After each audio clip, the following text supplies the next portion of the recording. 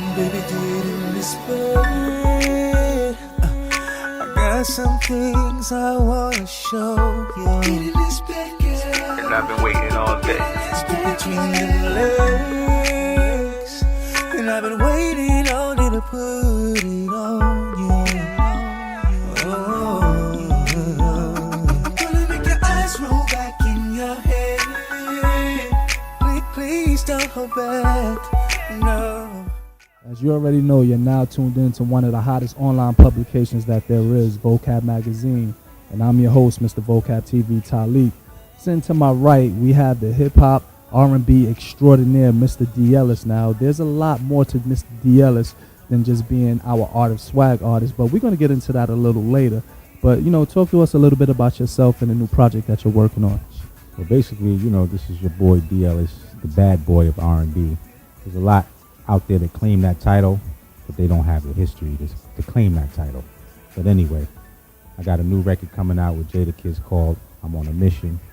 It's a real sexually oriented. I only talk about things that I know about, so take that into consideration. But it's a real sexually orientated record. It's real hot. Jada's killing it.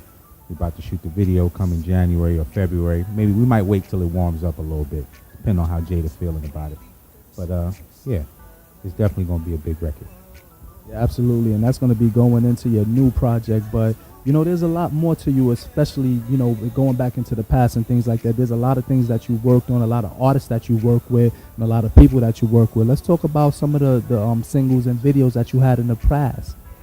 Well, we just not too long ago we wrapped up a joint with Cash Flow, Joel Santana, and myself called Supermodel.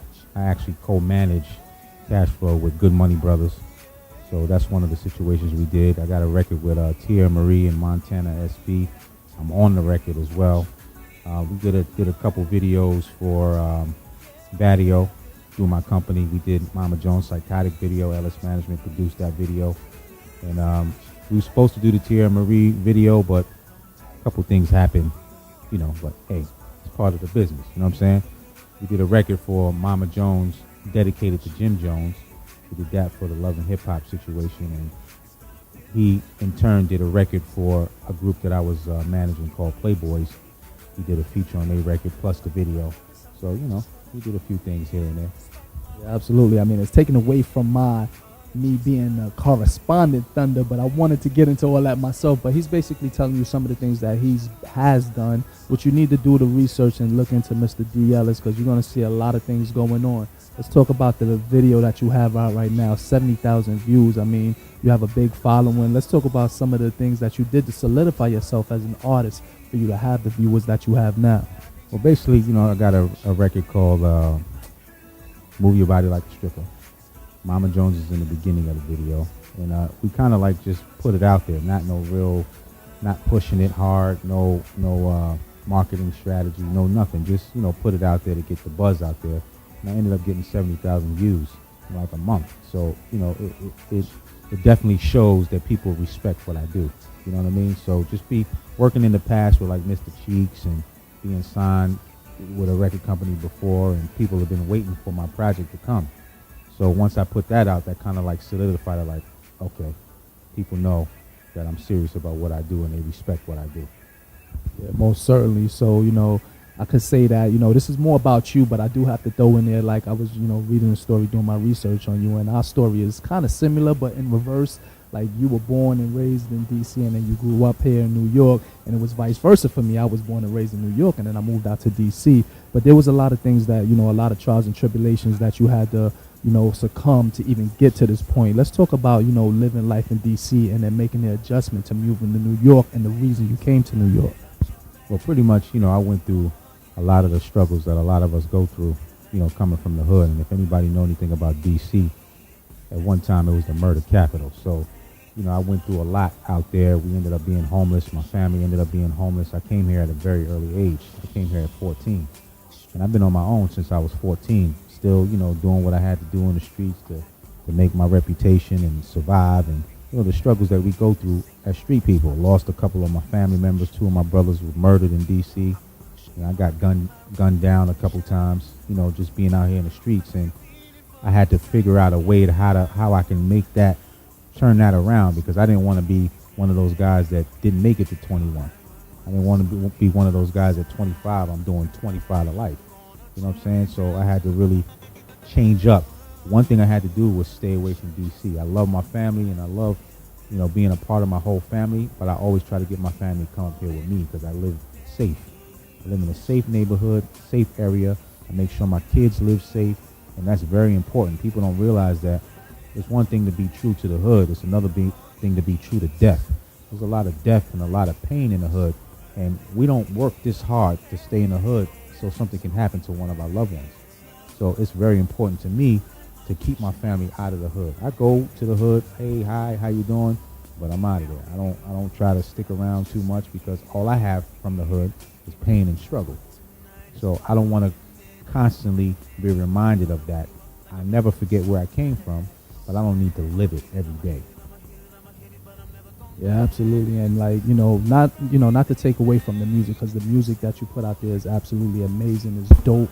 I mean, I love the music, and that's the reason why he's in the Artist Swag. But along with the music, it's much more to you, and it's a lot more substance. So that's another thing. I knew I was going to be able to vibe with you and talk to you about the things that you've been able to get to this point.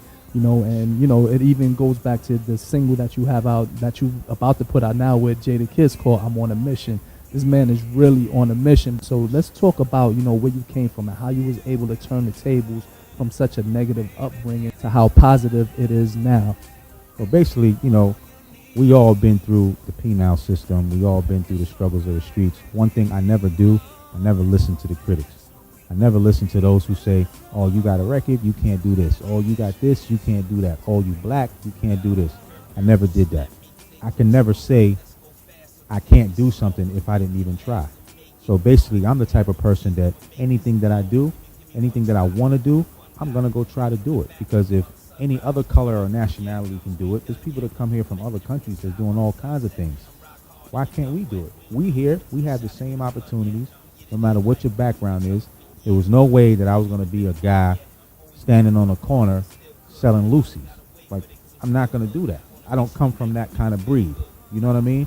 So I had to figure out other ways to make sure that I was going to be on point and make sure I can take care of my family by any means necessary. And I just did whatever I had to do, stayed focused. I came out of jail. People say, oh, I'm not working at McDonald's. I would work at McDonald's. I was a messenger. I did those things just so I can stay home, because the whole idea is to stay home and take care of your family. So I did those things, and I just moved up. Every company that I went to, I started at the bottom. I ended up moving up. Some guys gave me an opportunity. One of my partners, Dr. Victor Seltzer, gave me an opportunity when I came home. And there's a lot of programs and a lot of things out there for ex-cons to get jobs. They gave me a job. I moved up into the company to running the company. But I stayed focused. I didn't listen to the other guys say, yo, let's go outside and smoke a cigarette. Or let's go check out these chicks. So let's go. I stayed focused on working, because I know if I follow y'all, I'm either going to stay at the bottom or I'm going to end up back in jail. And that's not what I wanted to do. That's not what I see from you. Also been an actor. You was also in your own production for movies and things like that. You have I believe a movie on Netflix called East New York, and that actually opened up the doors for other things. You want to talk a little bit about the foundation of that, and then the things that you went into after doing East New York? Well, when I came out, one of my partners that I used to run with, he told me, he said, yo, this guy's doing a film, never acted before. He said, he's doing a film, and this seems like a lot about your life. So why don't you try to get involved with it and see what's up? So I went down.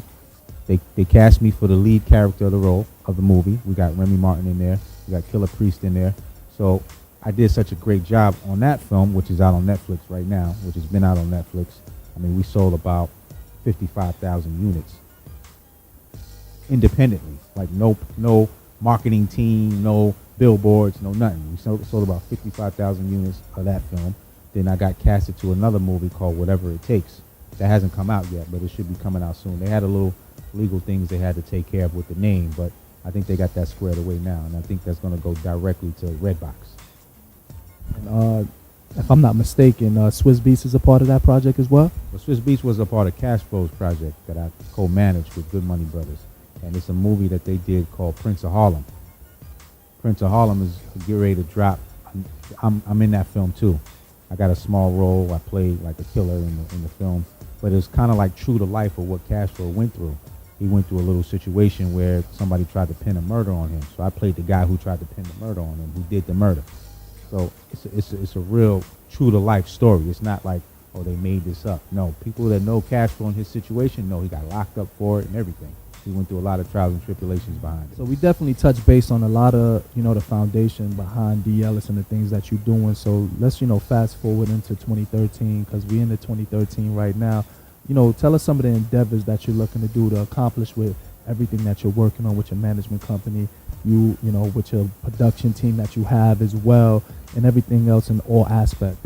Well, I just want to say that, you're looking at a guy who comes from the streets, that's been through all the struggles and everything that a street guy's been through, who actually just came from Maya Angelou's house the other day doing some footage with her to help us with the victims of Hurricane Sandy.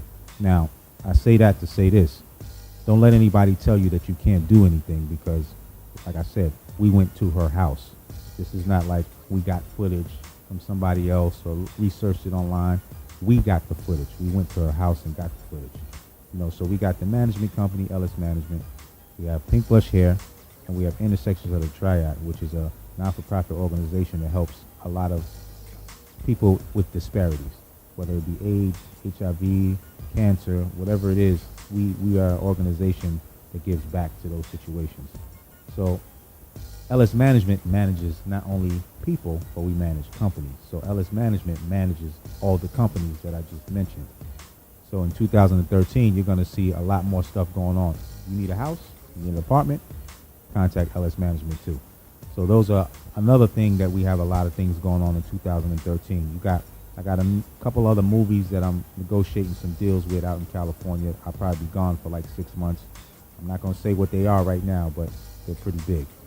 Then I got my album coming out, and you have Ellis Boys, and you have Montana SP, you got Vadio, and we have a few of the models that are out here that we work closely with, like Jessica Legend, which everybody knows. She's in like every video known to man. We have Q Rose in Baltimore. She's very hot, up and coming. We have our office manager, who's also my personal assistant, Asia Diamond, who's on 7 magazine covers right now. So, we got a lot of things jumping off in the new year. Pink Blush Hair just signed Diamond from Crime Mob. We just signed Mo and Keita from the Terrell Owens Show. Of course, we got Mama Jones. We manage Mama Jones, and she signed on to the hair company. We got Jackie Christie from LA Basketball Wives, and we got Ramona too. So we got, if you want to be a mob wife, we got a mob wife.